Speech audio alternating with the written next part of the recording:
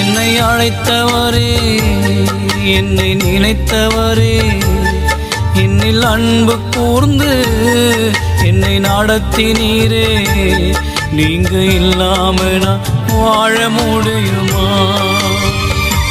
நீங்க இல்லாம நான் வாழ முடியுமா?